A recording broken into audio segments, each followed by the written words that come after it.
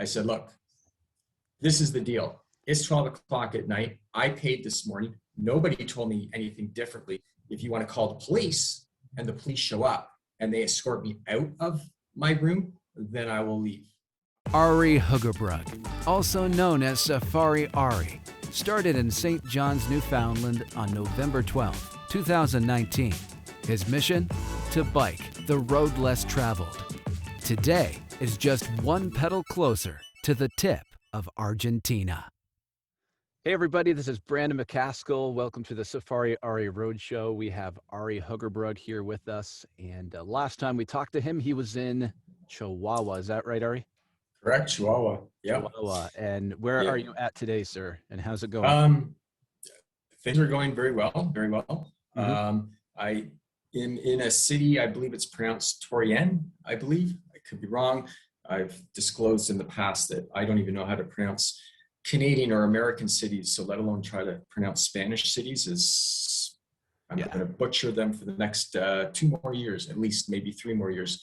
Anyways, Here's yes. a question. So last time, okay, go ahead. When you have like locals in Mexico trying to pronounce like Canadian or American cities, do they struggle or are they good at it? Well, they don't really know too many Canadian I cities, guess so they don't really have to pronounce, I mean, most people they'll ask me where I'm from. Yeah. And the most simplest way for me to answer that is I say I'm near the city of Toronto in Ontario kind of deal. Yeah. And for the most part, that's kind of the extent of kind of Canadian cities. But I'll get like many Mexicans who have told me how they used to live in San Francisco or LA kind of deals. Many of them have lived in America at some point at one time. Right. But yeah, so I'm in a city called Torreon. I believe that's how it's pronounced. Torreon. Yes, the last time we spoke was in Chihuahua. And you know what? I might as well start back then, literally hours after we spoke, because the adventures of Chihuahua just never ended. Small recap, I believe that last show we did, I talked about how I tried to rent a motel room that was 250 pesos for 4 hours. Yeah. And I couldn't understand why someone would rent a hotel room for 4 hours until it finally clued in. Okay, well, the excitement did not end in Chihuahua.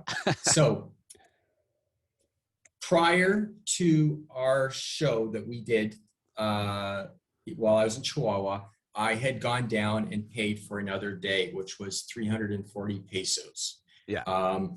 Anyways, so I spent most of the day in my room working on my computer, catching up on work.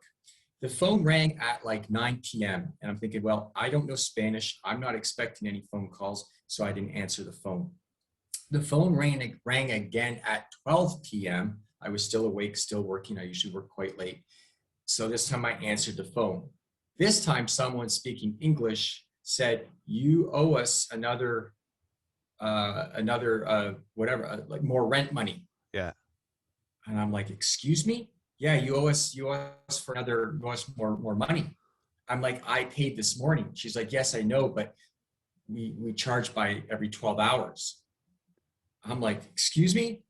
Like, yeah, so you now are overdue. So if you want to continue staying, you owe us another 340 pesos. And I'm like, I have never heard of anyone charging by the 12 hours, and I was just like speechless. And she's like, well, I'll call back in 2 minutes. I'm like, okay, whatever, and hang up. And she calls back in 2 minutes. She's like, yeah, you have to pay 340 pesos if you want to stay longer. I said, look, this is the deal. It's 12 o'clock at night. I paid this morning. Nobody told me anything differently. The fact that I don't understand Spanish is irrelevant. So I tell you what, this is the deal. If you want to call the police and the police show up and they escort me out of my room, then I will leave. Other than that, unfortunately, it's midnight. I'm staying put because I would never, ever have agreed to stay for only 12 hours to then pay again. I would have happily left this morning. Yeah. So she's like, okay, I guess because there's communication problem, you can stay till tomorrow morning. So yes, so anyways, and then I set my alarm for 8:25. I didn't sleep very well because of the whole situation. I went to bed at like after 2 a.m., set my alarm for 8:25. And then sure enough, at like 8:30, there was a knock at the door that said, you have to be gone by 9 a.m. It's like, yeah, no problem.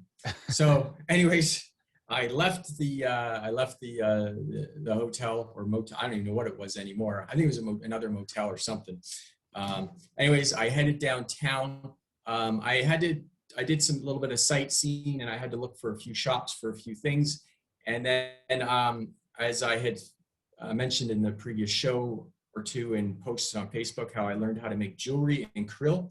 And so I thought, okay, I'm going to set up my first table, my first table of showing my jewelry in Chihuahua, and see how this selling of the jewelry goes, and and see if I meet any people or whatever.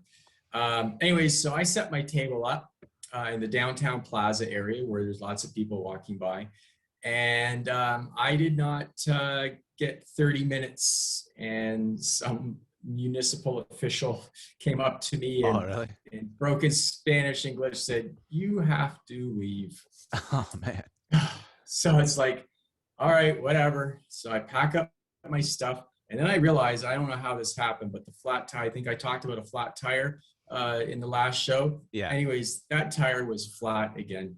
Darn it. I was like, oh my goodness. So and now it's the heat of the day. I just getting kicked out of this place. I kicked out of my hotel, and now I'm fixing a flat tire. Wow. And actually that was it. Yeah. But then it was really cool, because then, like, while I'm fixing a flat tire, some Mexican who really spoke no English whatsoever, other than like 2 words of English, basically says, can I buy you a Coke? And like, what a way to put a smile. Because I was like, I'm a little bit frustrated at this point.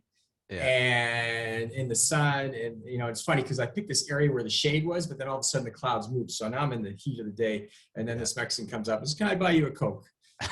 It's like, of course you can. Yeah. And then he just left because he didn't really know any English, so he didn't know how to talk to me. So he just left with his family. So anyways, and then I get a phone call from my previous host in Creole, who taught me how to do the jewelry. He wanted to see how I was doing. Yeah. And so I explained my whole situation about all the hotel rooms and getting kicked out and this and that. Yeah. And I set up my table, and now I got kicked out and now I have a flat tire. And he's like, okay, I think I know someone in Creole. I will try to reach, or not Creole, Chihuahua. I will try to reach out to him and see if he can host you. Because he's like, where are you going to stay? I said, dude, I have no idea. I don't even know what I'm going to do in 5 minutes. Yeah. And so anyway, so I fixed a flat tire. I actually had to bring some stuff to his son. He had a son living in Chihuahua.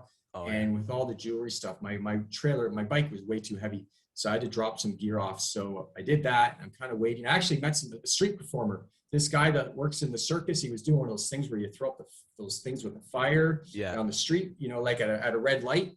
Right. And so I met him, and actually I took some video that I'm going to send to you. Nice. But anyways, I actually gave him half my pizza because I bought a pizza and I only ate half. And so I gave him some pizza, and we were talking, and he was a circus performer and this and that, but with COVID and everything, he was working on the streets, living on the streets kind of deal. Wow. And then I got a message from this potential host in Chihuahua. So then I biked out to him, and it was actually 2 roommates. And it was funny because I get there before this guy that had messaged me, and his name was Eric, and he arrives, and his English was pretty good actually, but he's like, I'm a roommate, and I just moved in 2 days ago. So it's not even my place. So I don't even really know what the deal is, because it was the guy's place who was actually friends with my previous host. And so this Eric guy didn't really know what the deal was going on. But anyways, then eventually the other guy showed up, and I spent 2 nights there. They were really cool. The other guy who actually had the place, his name was Marco. And the next day he actually even brought me out to meet some of his friends, brought me out for dinner.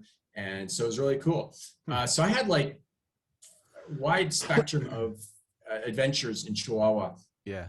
And so anyways, so I left Chihuahua, and basically I was a little bit over 400 kilometers to the current city I'm in, Torian right now.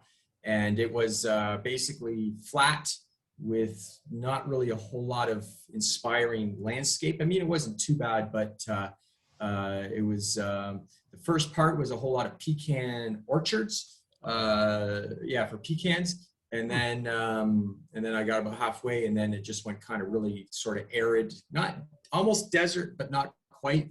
But it was actually kind of tough because there was like no shade whatsoever. It was almost like being back on the Baja, just not the temperatures. But I really actually pushed. Like I did like 123 kilometers the one day. Like I did like 75, 80, 105, 123, and then I did 65. I also biked around the city here, so it was like 45, and I did like 65. So anyways, so when I left Chihuahua, like in a sense, because we only spoke like a week ago, and I was like basically from there, I was 2 more days in Chihuahua, and I basically got to Torian within like 4.5 days, which was for me a huge push. But I knew it was going to be kind of boring and flat, and I just wanted to make up for some time because I didn't anticipate spending as much time in Chihuahua as I did. So I really pushed hard, and it was actually physically, by the time I got here, I was actually really exhausted. And so so I'm at a host. And that's why also I was pushing, because I had a host waiting for me. And there's a bit of a story, a little bit kind of about this host. His name is Ricardo. We actually met at Copper Canyon weeks ago. Well, it was probably almost a month ago. And it was interesting because literally we met at kind of like the main viewing area. When I first arrived at the main Copper Canyon viewing area, I was kind of looking through the trees, and all I could see was sky. And something told me, like, because all I saw was sky, that must be where the edge of the canyon is. And so I pushed my bike in a little bit. It wasn't a big distance. And then I walked to the edge of the trees, and then there was the canyon. And then almost like 2 minutes later, Ricardo and some people he was with walked by, and he saw my bike, and he's actually a mountain bike cyclist. And he actually has some ambitions to potentially bike tour. So my bike caught his attention very, very quickly. And so we started talking, and he said he opens up cafes like for coffee. And they had just opened up this fancy cafe in the hotel right at the main viewing. And so he was just doing a walk by, and I would never walked into this hotel. I would never have met him. And anyways, so we ended up connecting and meeting and talking, and anyways, he extended an invitation if I was going to come through this town, which actually I wasn't really planning. I was going to go another way, but long story short is I ended up in this town. And so, and this has been a really crazy, interesting experience, because I've been hanging out with his brother, Roger, and they're like, they got 2 separate businesses, but they're in the coffee business. And so it's been really interesting, just kind of going from one place to the other. And he's been kind of taking me a little bit all over the place. And like, today's Friday, right? So tomorrow we're going mountain biking, and I'm going to go look for some rattlesnakes. He says you'll see. He says I'll see rattlesnakes if I go mountain biking with him. So I was like, heck yeah, of course I'm going mountain biking with you to go look for some rattlesnakes. And then I was out with them. We went to see. He brought me around to see like some other people that had wanted to meet me that were cyclists in the town. So I've been meeting all these different people. It's actually been kind of crazy. We've been going one place to the other place, the next place, and last night we went out for dinner to see some friends, and they said, hey, there's going to be some remote control airplanes or something, I don't know, on Sunday or something. He's like, are you going to stay for that? And I go, I guess I am. So it's just been like nonstop. And I think I'm getting interviewed for some newspaper. I got vetted. Really? Yeah, I don't know if supposedly, maybe I shouldn't say this because then I'm going to end up not being interviewed for this newspaper, but I got vetted yesterday because this guy only interviews interesting people. And so this Roger, my host's brother, knew this guy. And so he put us together at this guy's coffee business or whatever. And so I guess what it was, I wasn't really sure what was going on, because obviously there's a lot of Spanish being spoke and this and that. And but I guess what it was is I was being vetted to see if I was an interesting person, and apparently I passed the test. So now they have to make arrangements for photojournalists or a photographer or whatever. But I don't know, maybe I shouldn't be saying this because maybe I just jinxed it. But anyway, so all these different things are happening, and I really don't even have a clue what's happening in 5 minutes kind of deal. So anyway, so I don't know. I think I'm leaving Monday, but who knows what adventure they're going to suggest that I do next. I don't know. But then from Awesome. Chihuahua, I'll be heading to Durango at some point, Monday, Tuesday, Wednesday. I don't know. But yeah, Beauty. that's sort of my situation. It's been kind of since we spoke last, it's kind of been go, go, go, go, go, go, go, go, and Yeah. bang, bang, bang, bang. Nice. Well, right on. Yeah, It's welcome to Mexico. yeah, I guess so, eh? Well, fantastic, sir. Thank you for giving us that update. Yeah. And thank you guys for tuning in. We always appreciate the views and the interaction in the comments. Please feel free to leave us a comment on this video. And don't forget to subscribe, share this with your friends, and we'll catch you in the next one. Thanks, Ari. Yeah. Thank you, guys. Bye. Bye.